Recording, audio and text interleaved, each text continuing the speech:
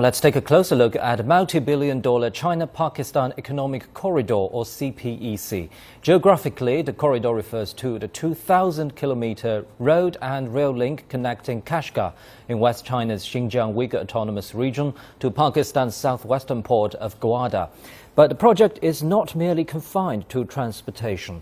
It also includes cooperation in financing investment as well as measures on energy, which covers coal-fired power plants, hydroelectric and wind-generated power, solar power stations and coal supplies.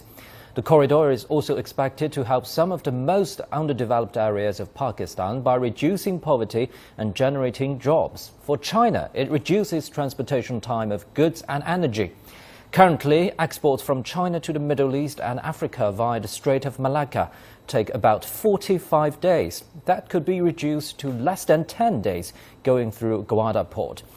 In a broader view, the corridor will closely connect Central Asia, West Asia and Gulf states through economic and energy cooperation.